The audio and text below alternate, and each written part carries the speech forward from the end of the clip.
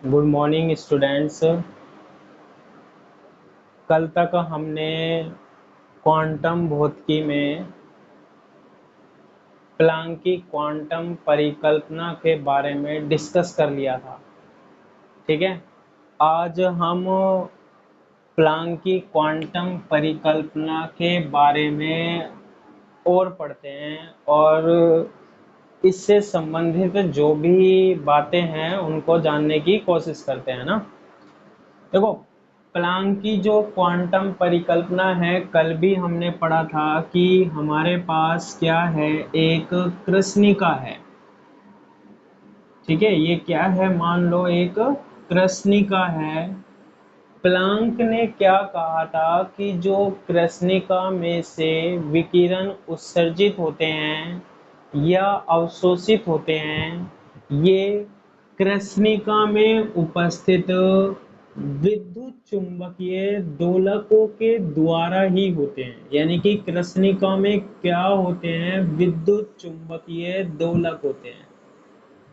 ठीक है, कृष्णिका में क्या होते हैं, विद्युत चुंबकीय दोलक होते हैं और इन्हीं के द्वारा विकिरण ऊर्जा का उत्सर्जन होता है और क्या होता है, अवशोषण होता है। और मैंने आपको बताया था कि जो एक दोलक है, ठीक है, वो कितनी ऊर्जा उत्सर्जित करता है। एक दोलक की जो ऊर्जा है वो कितनी होती है, हमारे पास एन एच न्यू होती है। एन का मान क्या हो सकता है, 1 2 3 डैश डैश डैश, जैसे मैंने बताया था विभक्त होता है। ऊर्जा या तो क्या होगी, एच न्यू होगी या फिर 2h न्यू होगी, 3h न्यू होगी, कितनी भी हो सकती है। तो दोलक की ऊर्जा जो होती है वो कितनी होती है, एन एच न्यू होती है। तो ये बहुत सारे दोलक होते हैं किसमें, कृष्णिका में। अब आगे हम क्या पढ़ रहे हैं, ये तो थी हमारे पास क्या, प्लैंक की क्या क्वांटम परिकल्पना थी। अब ये जो दोलक होते हैं, इन दोलकों की क्या होती है, ऊर्जा होती है। यानी कि ये विकिरण ऊर्जा, विकिरण क्या करते हैं, उत्सर्जित करते हैं। तो हम दोलकों की क्या निकालते हैं, सबसे पहले माध्य ऊर्जा निकालते हैं। प्लैंक का विकिरण नियम निकालने के लिए सबसे पहले हम ये जो दोलक हैं कृष्णिका में, इनकी क्या निकालते हैं, माध्य ऊर्जा निकालते हैं। उसके लिए हमारे पास एक छोटा सा क्या है, डेरिवेशन है। अब माध्य ऊर्जा कैसे निकालते हैं, जैसे मान लो इसमें 5 दोलक है, 1 2 3 4 5, तो सभी की ऊर्जाओं को हम क्या कर देंगे, जोड़ देंगे। E1 plus E2 plus E3 plus E4 plus E5, और उतने ही दोलकों का क्या दे देंगे, भाग दे देंगे। तो ये क्या निकली आएगी, दोलकों की माध्य ऊर्जा निकली आएगी। लेकिन इसमें 5 दोलक नहीं है, बहुत सारे हैं। तो इसको किस तरीके से हम इसकी ऊर्जा निकालते हैं, माध्य ऊर्जा, वो देखनी है किसके अनुसार, प्लैंक के अनुसार। तो अब हम क्या पढ़ते हैं, प्लैंक दोलकों की माध्य ऊर्जा। प्लैंक दोलकों की क्या माध्य ऊर्जा। प्लैंक ने दोलकों की माध्य ऊर्जा निकालने के लिए मैक्सवेल बोल्ट्जमान सांख्यिकी का क्या किया है, उपयोग किया है। ठीक है, प्लैंक ने मैक्सवेल बोल्ट्जमान सांख्यिकी का उपयोग किया है। माध्य ऊर्जा निकालने के लिए मैक्सवेल बोल्ट्जमान सांख्यिकी का उपयोग किया है। प्लैंक के अनुसार, प्लैंक क्या कहता है, प्लैंक के अनुसार नियत ताप पर, यानी जब हम कृष्णिका को एक नियत ताप पर रखें, नियत ताप पर NH एच न्यू वाले दोलकों की संख्या, यानी इसमें कितने दोलक होंगे जो विकिरण का उत्सर्जन या अवशोषण कर रहे हैं, वाले दोलकों की संख्या निम्न प्रकार दी जाती है। दोलकों की संख्या निम्न प्रकार दी जाती है, और वो कैसे देता है हमारे पास, n, और नीचे क्या लगा दिया, n a एक्सपोनेंशियल और minus n h new upon के टी, और इसे दे देते हैं हम समीकरण नंबर 1। ये हमने कैसे लिख दिया, देखो मैक्सवेल बोल्ट्जमान सांख्यिकी हमने सेकेंड ईयर में थर्मोडायनेमिक्स में पढ़ी है, और वो क्या कहती है कि जैसे ये नियत ताप T पर हमने गर्म किया, तो इसमें जो अणुओं की संख्या होती है n, वो समानुपाती होती है किसके, e की घात माइनस e अपॉन क्या, kT के। E क्या है, ऊर्जा है, E क्या है, ऊर्जा है, K क्या है, बोल्ट्जमान नियतांक है, T क्या है, ताप है इसका, T क्या है, ताप है। तो देखो n की जगह यहाँ, क्योंकि ये स्मॉल n पर डिपेंड कर रही है ऊर्जा, ये देखो, तो n बराबर से यह नियतांक ले लिया हमने काम में, यहाँ पर समानुपाती का चिन्ह हटाते हैं तो क्या ले लिया, a ले लिया, और ये E जो होता है इसी को हम क्या लिखते हैं, एक्सपोनेंशियल लिखते हैं। तो ये हमने क्या लिख दिया, एक्सपोनेंशियल लिख दिया। ऊर्जा कितनी है एक दोलकों की, माइनस आ रहा है एन एच न्यू लिख दिया, एन एच न्यू, और नीचे क्या आ रहा है हमारे पास, के टी आ रहा है। तो ये जो फॉर्मूला दिया है इसने, ये जो दोलकों की संख्या दी है, ये किस आधार पर दी है, मैक्सवेल बोल्ट्जमान सांख्यिकी के आधार पर दी है कि NH न्यू वाले जो दोलक हैं इसमें उसकी संख्या NN बराबर से A exponential minus NH new upon क्या होती है, KT होती है। ठीक है, अगर NH न्यू वाले इतने दोलक हैं तो हम उनकी क्या निकाल सकते हैं, ऊर्जा निकाल सकते हैं। देखो कैसे निकालते हैं, NH न्यू ऊर्जा वाले, NH न्यू ऊर्जा वाले दोलकों की कुल ऊर्जा। ठीक है, तो देखो एक दोलक की ऊर्जा कितनी है, NH न्यू है, तो NH न्यू, एक दोलक की ऊर्जा कितनी है, NH न्यू है, और इसके बाद संख्या कितनी है टोटल, NN है, तो इसको किससे गुना कर दो, NN से गुना कर दो, तो NH न्यू वाले जितने भी दोलक होगी उनकी क्या आ जाएगी, कुल ऊर्जा। ये तो टोटल संख्या है, और एक की ऊर्जा कितनी है, इतनी है। जैसे मान लो एक की ऊर्जा कितनी है, 5 जूल है, और टोटल संख्या हम बोल देते हैं 30, तो 5 को 30 से गुना कर देते हैं तो कितनी आ जाती है, 150 जूल। तो NN तो क्या हो गई, कुल संख्या हो गई, और एक की ऊर्जा कितनी हो गई, NH न्यू हो गई।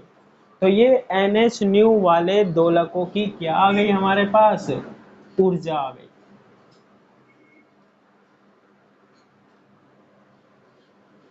ठीक है, इसके बाद ये तो केवल NH न्यू वाले थे, हमें पूरी कृष्णिका में देख रहे हैं NH न्यू, है ना।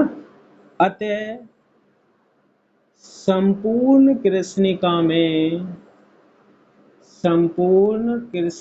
में क्या दोलकों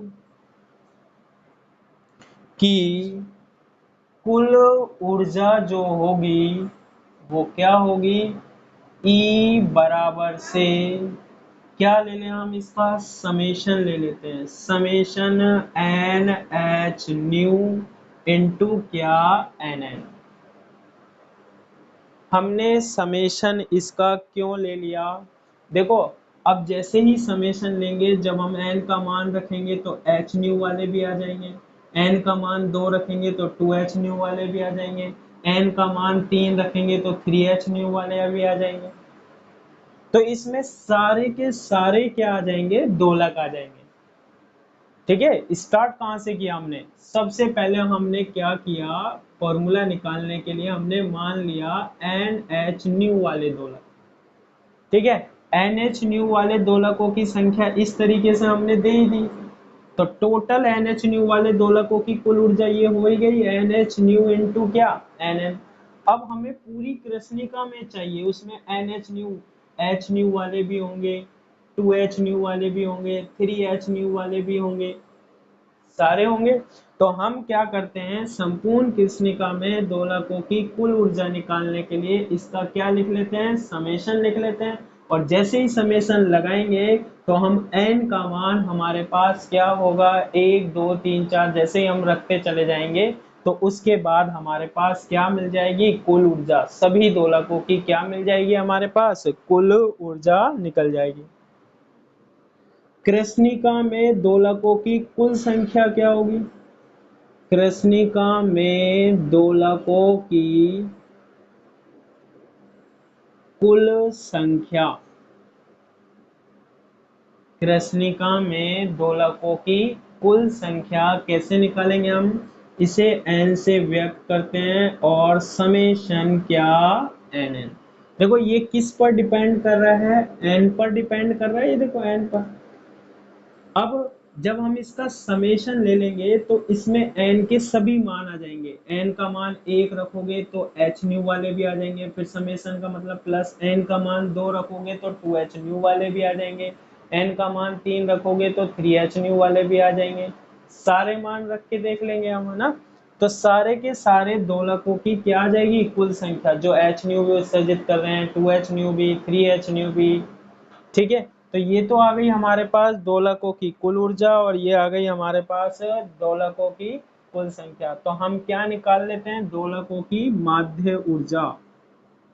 दोलकों की माध्य ऊर्जा, तो अभी हमने डिस्कस किया था दोलकों की जो माध्य ऊर्जा हम निकालेंगे वो कैसे निकालेंगे।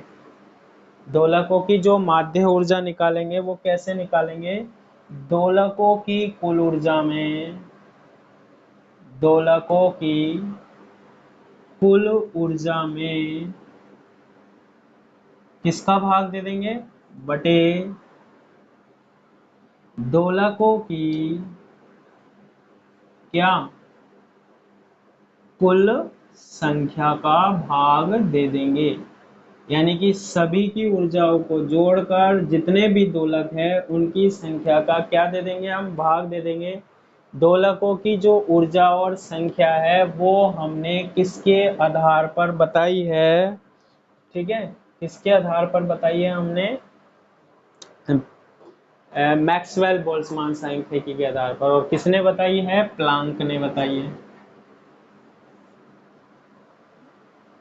ई औसत बराबर से दोलकों की कुल ऊर्जा कितनी है, देखो summation N H nu into क्या, एन एन है। ठीक है, और दोलकों की कुल संख्या क्या है, समेशन क्या है, एन एन। हमें क्या करना है, दोलकों की माध्य ऊर्जा ही निकालनी है। तो अब हम क्या करते हैं, ई औसत बराबर से समेशन आ रहा है तो समेशन लगा देते हैं क्या, एन एच न्यू, और एन एन का मान कितना है हमारे पास, ये है, लिख देते हैं हम क्या, ए एक्सपोनेंशियल और क्या, minus N H nu upon क्या, K T, divided by summation N N का मान क्या है, समेशन, और एन एन का मान क्या है, ये है ए एक्सपोनेंशियल क्या, minus N H nu upon क्या, के टी आ जाएगा इतना। इसके बाद देखो ये जो समेशन है इस पर ए तो डिपेंड कर ही नहीं रहा, तो ए से ए क्या हो जाएगा हमारे पास, कैंसिल हो जाएगा। तो हमारे पास आ जाएगा ई औसत बराबर से summation N H nu exponential minus N H nu upon क्या K T divided by summation exponential minus N H nu upon क्या के टी। बस अब हमें कुछ नहीं करना, इसको मैथमेटिकली क्या करना है, सोल्व करना है। तो इस को सोल्व करने के लिए हम क्या करते हैं, माना कि x बराबर से क्या है, एच न्यू अपॉन के टी है, यानी एच न्यू अपॉन के टी को हमने किसके बराबर मान लिया, x के बराबर मान लिया। ध्यान रखना x बराबर क्या मान लिया हमने, एच न्यू अपॉन क्या के टी। और यहां से हम लिख सकते हैं क्या कि एच न्यू को हम क्या भी लिख सकते हैं, एक्स के टी लिख सकते हैं। ऐसा क्यों किया, ताकि हम इस समीकरण को क्या कर सकें, सोल्व कर सकें, है ना। देखो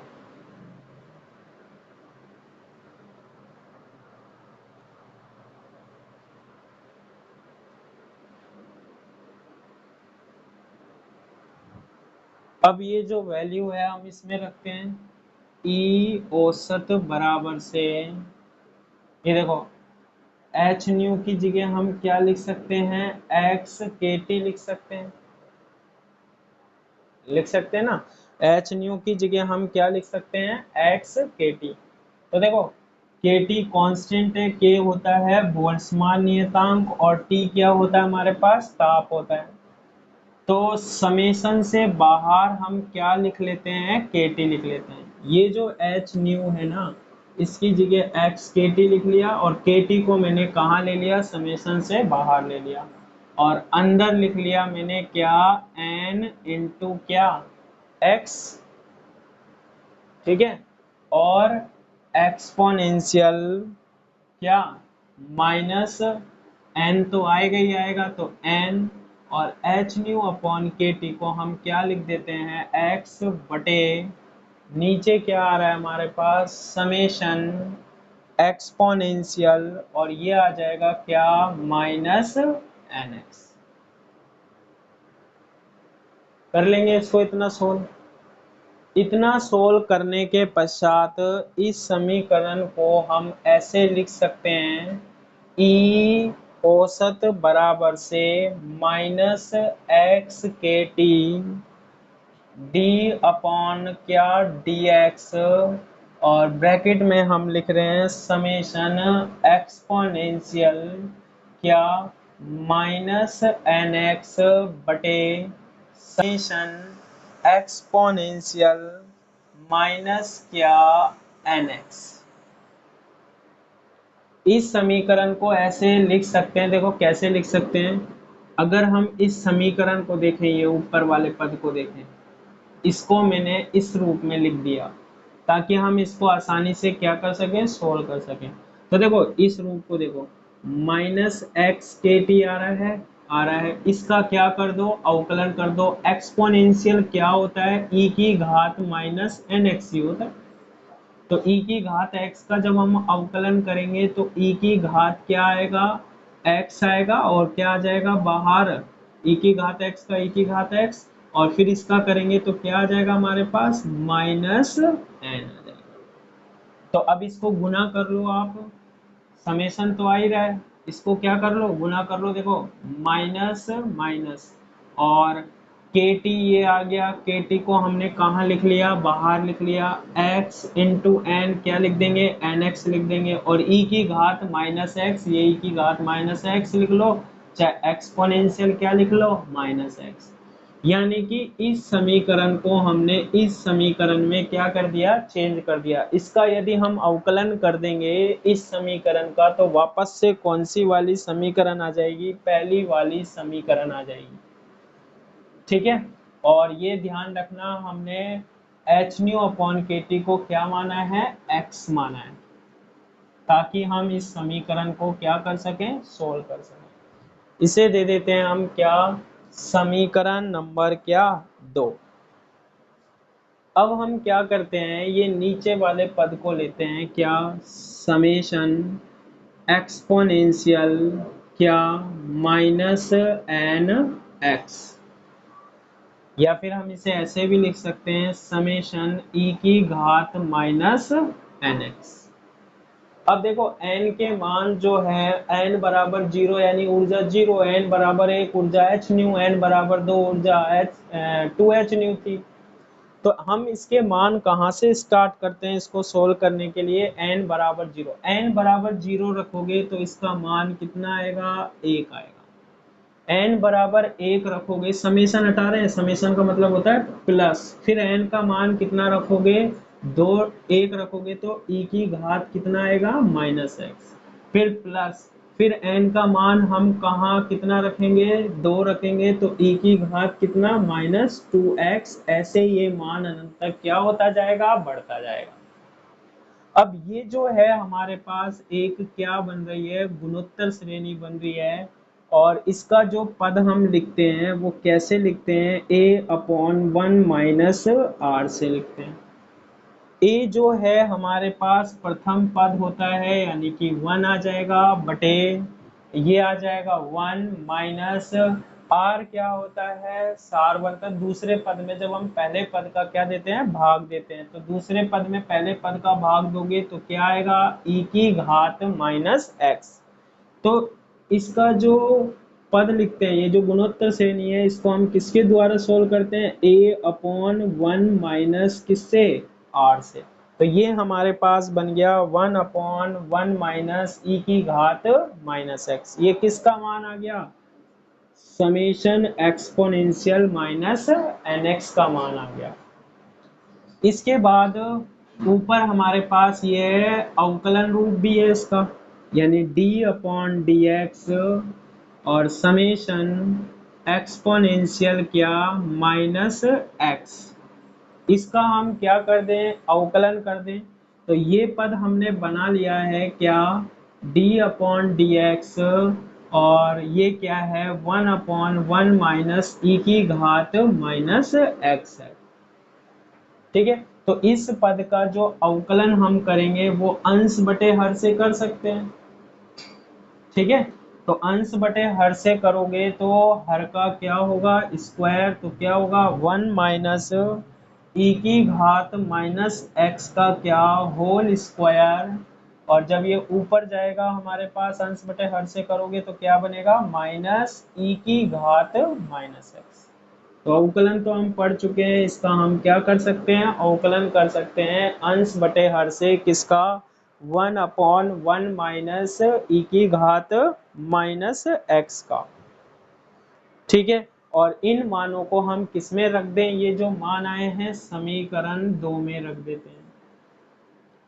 समीकरण किससे, 2 से क्या आएगा हमारे पास, ई औसत बराबर से माइनस एक्स के टी तो आ रहा है, माइनस एक्स के टी इंटू इसका मान कितना है, अवकलन समेत इसका मान कितना है, ये है माइनस ई की घात माइनस एक्स बटे 1 माइनस ई की घात माइनस एक्स का क्या, होल स्क्वायर, और एक्सपोनेंशियल माइनस एन एक्स का मान कितना है, 1 अपॉन 1 माइनस ई की घात, तो 1 तो कहाँ आ जाएगा, नीचे, और 1 माइनस ई की घात माइनस एक्स कहाँ चला जाएगा, ऊपर चला जाएगा। एक 1 माइनस ई की घात माइनस एक्स से एक 1 माइनस ई की घात माइनस एक्स कैंसिल हो गया, तो ई औसत बराबर से क्या आ जाएगा, माइनस माइनस कैंसिल हो जाएगा, ये बनेगा एक्स, फिर बनेगा के टी ऊपर बन रहा है e की घात माइनस एक्स बटे 1 माइनस e की घात क्या बन जाएगा, माइनस एक्स बन जाएगा। इसको और भी सोल्व कर सकते हैं हम, ऊपर नीचे किसका भाग दे दें, e की घात माइनस एक्स से क्या दे देते हैं, भाग दे देते हैं। तो ई औसत बराबर से एक्स के टी, ये तो कैंसिल हो जाएगा हमारे पास, और नीचे जब भाग दोगे 1/e की घात माइनस एक्स माइनस 1, और ये जब ऊपर जाएगा तो हमारे पास क्या आ जाएगा, ई औसत बराबर से क्या, एक्स के टी अपॉन, ये ऊपर जाएगा तो क्या बनेगा, ई की घात x माइनस क्या बनेगा, 1 बनेगा। तो ये किसका मान निकल गया हमारे पास, औसत ऊर्जा का। लेकिन हमने x का मान माना था, x का मान क्या माना था, h न्यू अपॉन के टी माना था। तो हम E औसत बराबर से किसका मान रख देते हैं, x का मान रख देते हैं। तो x का जब धरोगे तो ये आ जाएगा h न्यू, नीचे आ जाएगा के टी, ये के टी ऊपर है ही, और E की घात x की जगह h न्यू अपॉन के टी और माइनस क्या, 1। ऐसा करने पर KT से क्या कैंसिल हो जाएगा, KT कैंसिल हो जाएगा, और E औसत बराबर से क्या आ जाएगा, h न्यू अपॉन E की घात h new upon KT minus क्या, 1। ये क्या कहलाती है हमारे पास, औसत या माध्य ऊर्जा कहलाती है, किसकी, प्लांक दोलकों की। ठीक है, ये जो पद आया है ये किस में आ रहा है हमारे पास, आवृत्ति में आ रहा है। इसको हम तरंग दैर्ध्य के रूप में भी क्या कर सकते हैं, चेंज कर सकते हैं। किसके रूप में, किसमें चेंज कर सकते हैं हम, तरंग दैर्ध्य के रूप में चेंज कर सकते हैं। देखो कैसे कर सकते हैं, हम जानते हैं कि आवृत्ति और तरंग दैर्ध्य में संबंध क्या होता है, न्यू बराबर से c अपॉन क्या, लैम्बडा। इसका हम क्या करते हैं, अवकलन करते हैं, तो d न्यू बराबर से क्या आ जाएगा, c upon lambda square into क्या, d लैम्बडा। आ जाएगा नहीं आ जाएगा, न्यू बराबर से क्या होता है, c अपॉन लैम्बडा होता है, और इसका हमने क्या कर दिया, अवकलन कर दिया, किसका, न्यू बराबर c अपॉन लैम्बडा। इसको हमें किस में चेंज करना है, इसको हमें किस में चेंज करना है, तरंग दैर्ध्य में चेंज करना है ना, इसलिए हमने ऐसा काम कर लिया। तो अब देखो तरंग दैर्ध्य में कैसे चेंज होगा,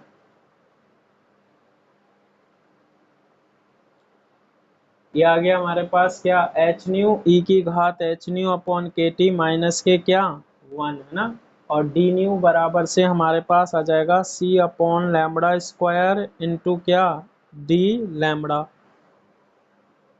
ठीक है, तो इसको हम इसके बराबर लिख सकते हैं, देखो इसमें चेंज करते हैं हम पहले, है ना, ये इसके क्या होता है, बराबर होता है ना, ई औसत बराबर से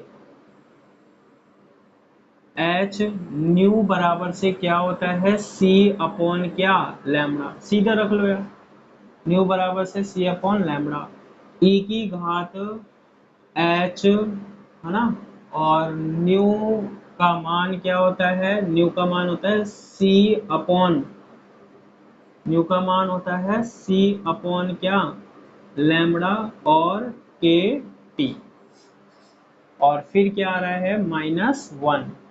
तो ऐसा करने पर हमारे पास ये क्या बन जाएगा, ई औसत बराबर से बन जाएगा एच सी अपॉन क्या, नीचे आ जाएगा लैम्बडा, और ई की घात क्या, H C upon lambda K T minus क्या, 1। ये भी किसका रूप है हमारे पास, दोलकों की माध्य ऊर्जा का रूप है, क्या, ई औसत बराबर से एस सी अपॉन लैम्बडा। ये चीज अभी हम आगे काम में लेंगे, है ना, कि न्यू बराबर क्या होता है, सी अपॉन लैम्बडा, इसका हम अवकलन कर देते हैं, डी न्यू बराबर minus C upon lambda square D lambda, आगे काम में लेंगे। इस फॉर्मूले में तो सीधा ही ये काम में आ जाएगा। क्या कर देना है हमें इसमें, सीधा आप इसमें मान रख दो, ये फॉर्मूला है ना न्यू आवृत्ति, आवृत्ति को तरंग दैर्ध्य में चेंज करना है, c अपॉन लैम्बडा लिख दो, तो ये क्या आ जाएगी, माध्य ऊर्जा आ जाएगी। और ये भी क्या है, माध्य ऊर्जा। ये किसके पदों में, आवृत्ति के पदों में, और ये किसके पदों में हमारे पास, तरंग दैर्ध्य के पदों में है। ठीक है, तो इस तरीके से हम क्या कर सकते हैं, माध्य ऊर्जा निकाल सकते हैं।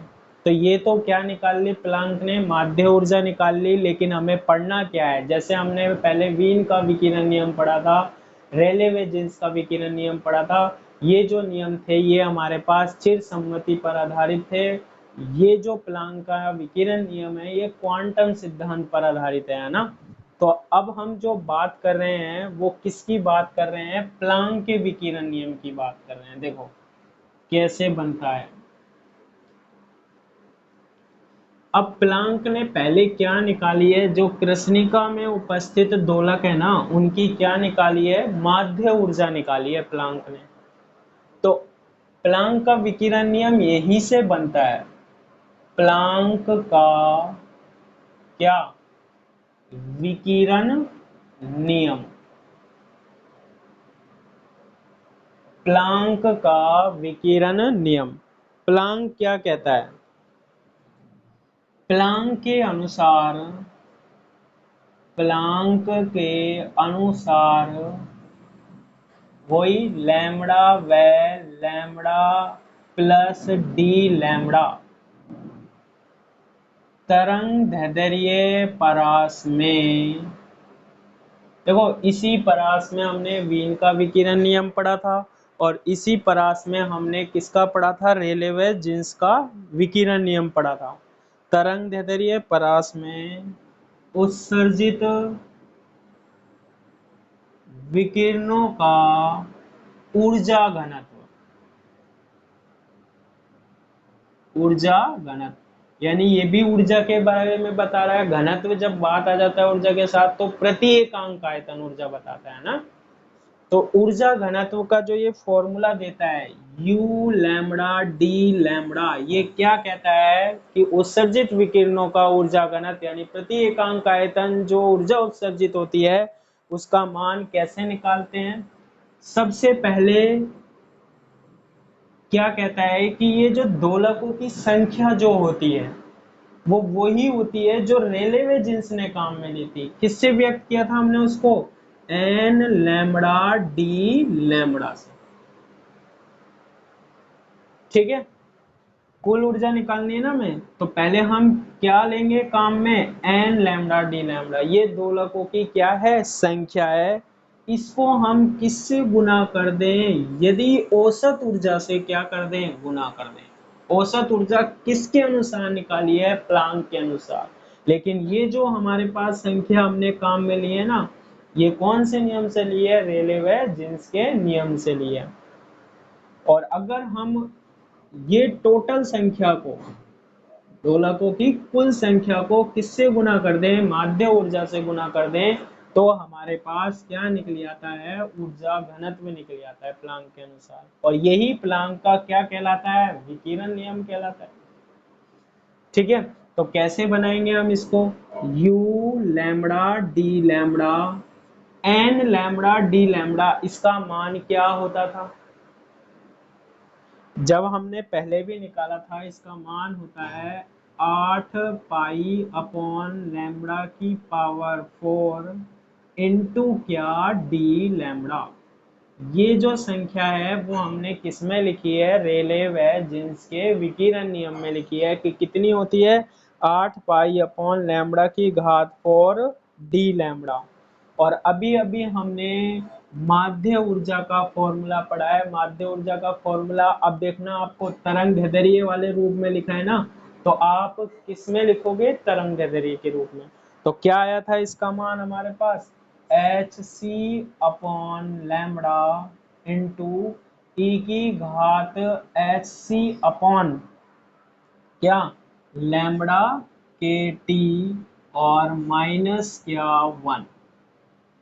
इसको और सोल्व करके लिख सकते हैं, यू लैम्बडा डी लैम्बडा बराबर से 8 पाई अपॉन ये लैम्बडा की पावर 4 और ये लैम्बडा की पावर 1, तो ये हो जाएगी लैम्बडा की पावर कितनी 5, 8 पाई और फिर क्या आ रहा है हमारे पास एच सी आ रहा है और नीचे क्या आ रहा है हमारे पास ई की घात S C upon lambda K T minus क्या 1। ये क्या है हमारे पास प्लैंक का विकिरण नियम है। इतना ऊर्जा घनत्व होता है, इतनी उत्सर्जित विकिरणों का क्या होता है ऊर्जा घनत्व होता है, किसके अनुसार प्लैंक के अनुसार। और ये जो डी लैम्बडा है वो यहाँ लिख देते हैं हम क्या डी लैम्बडा।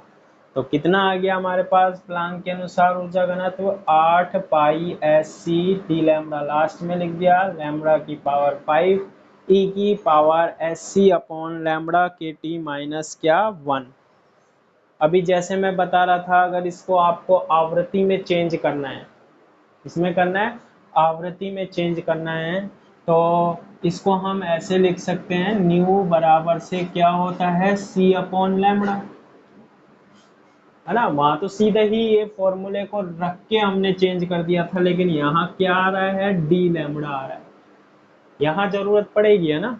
न्यू बराबर सी अपॉन लैम्बडा, इसका अवकलन करो डी न्यू बराबर से माइनस सी अपॉन लैम्बडा का करोगे लैम्बडा स्क्वायर डी लैम्बडा, और इसका परिमाण ले लेना डी लैम्बडा का परिमाण ले लेना, क्या आएगा लैम्बडा स्क्वायर तो कहाँ चला जाएगा ऊपर, नीचे क्या आ जाएगा सी, डी लैम्बडा ले लेंगे लैम्बडा स्क्वायर तो कहाँ चला जाएगा ऊपर, और डी न्यू यहाँ आ जाएगा और सी ये आ जाएगा। अब रख देते हैं, देखो अब ये जो ऊर्जा घनत्व मिलेगा ना हमें वो आवृत्ति के पदों में मिलेगा, ठीक है। तो प्लैंक का विकिरण नियम चाहे आवृत्ति के पदों में व्यक्त कर लो चाहे तरंगदैर्ध्य के पदों में व्यक्त कर लो। तो देखो क्या होगा, अब इसे लिख सकते हैं यू न्यू डी न्यू बराबर से ये आ रहा है 8 पाई एस सी, 8 पाई एच सी को हम 8 पाई एस सी ही लिखेंगे, और उसके बाद नीचे आ रहा है लैम्बडा की घात 5, तो लैम्बडा की घात 5 को यहाँ से देखो आप आवृत्ति में बदलो, लैम्बडा बराबर क्या होता है सी अपॉन न्यू होता है, तो ये हमारे पास बनेगा लैम्बडा की घात कितनी है 5, सी की घात कितनी बनेगी 5, और न्यू जो नीचे आएगा वो कहाँ चला जाएगा ऊपर, न्यू की घात कितनी बनेगी 5 बनेगी, ठीक है। न्यू की घात कितनी बनेगी हमारे पास 5 बनेगी। इसके बाद हम इसको और कैसे लिख सकते हैं, न्यू की घात कितनी बनेगी 5 बनेगी ना। ई की घात क्या है S C upon lambda K T minus 1, ई की घात S C upon lambda K T, तो के टी को तो मैंने ऐसा कैसा लिख दिया लैम्बडा की जगह सी नीचे आ जाएगा न्यू ऊपर आ जाएगा -1, और डी लैम्बडा की जगह हम क्या लिख सकते हैं लैम्बडा स्क्वायर बटे सी इंटू क्या डी न्यू,